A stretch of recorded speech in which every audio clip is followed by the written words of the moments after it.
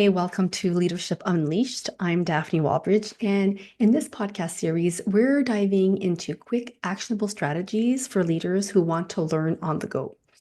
So, as the new year begins, a lot of leaders find themselves balancing between the excitement of the fresh start of a new year and the challenges of sustaining momentum in their schools. So, in this episode, we're going to be talking about hitting the reset button and implementing some strategies to help you stay strong and focus on what is essential in your school community.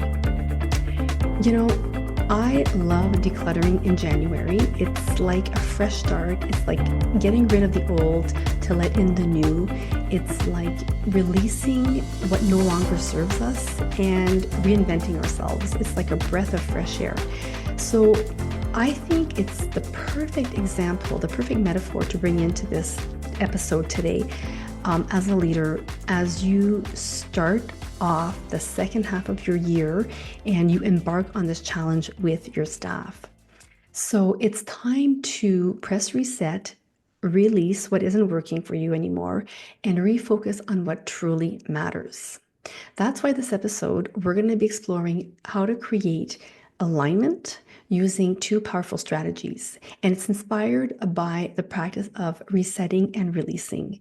So let's clear the clutter in your leadership approach and set the foundation for a successful year ahead. Now, why is alignment so important?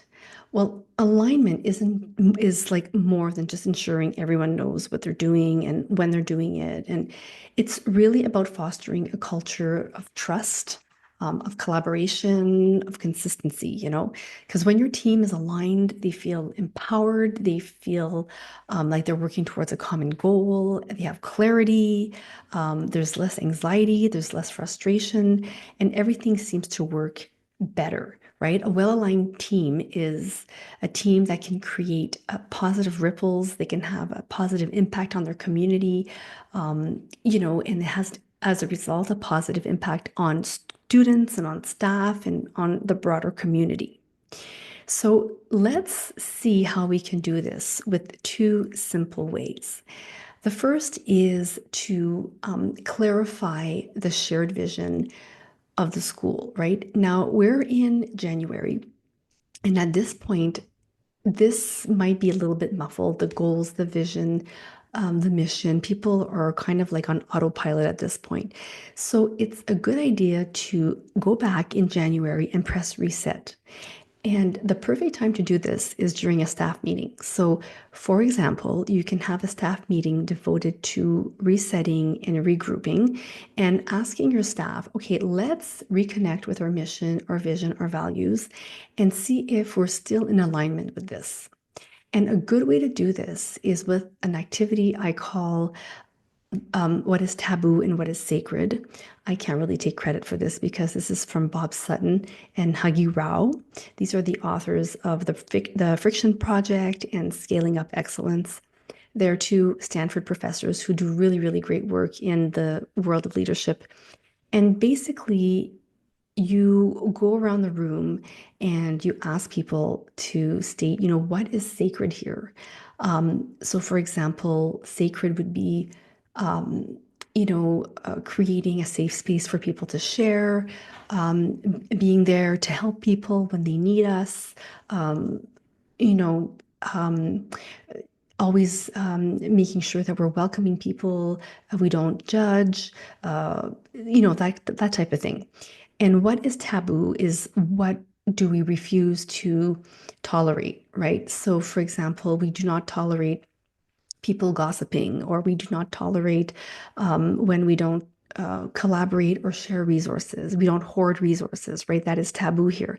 And when people get clear on what is taboo and what is sacred, it's kind of like a fresh way of, seeing how we are as a culture. And, people don't want to be seen on the wrong side of that fence, right? They don't want to be seen as crossing the line and being seen as, doing something that is taboo. So for example, if one of the values is, we we share resources. Here, what is taboo is to not share resources or to not collaborate. Well, people are going to want to make sure they're not on that bad side, right? So they might double down on their effort to collaborate and be present for others. So it's a really fun activity. You can do this in tables and groups. You can have a gallery walk of this. There's many ways of conducting this type of activity, but it's a fun activity to do with your staff. Perfect way to press reset on your values, your goals, your mission, your vision, and to kind of realign at the beginning of the year. Now, the second way to establish alignment is to go over your practices and your processes. So I'm talking in-house here. I'm not necessarily talking board wide, because of course you don't have the control over what's happening across your board, your district. But with your school, you can create cohesion by implementing some consistent practices. And one way of doing this, and again, this is inspired by Bob Sutton and Huggy Rao in their book, The Friction Project.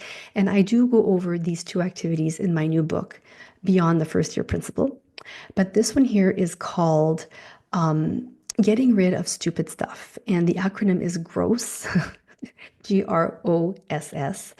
And it's really about going over all your practices, your policies, your procedures, and seeing if there's ways you can streamline them, cut some steps out, make them simpler, make them more user-friendly.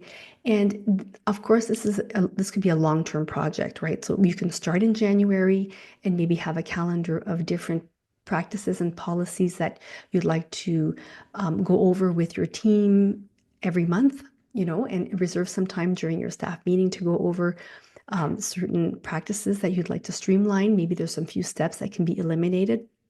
It's really, really fun to do. And the old adage of, well, we've always done it this way doesn't apply here, right? It's like, okay, how can we make this much more efficient and be much more impactful in the way we lead the school?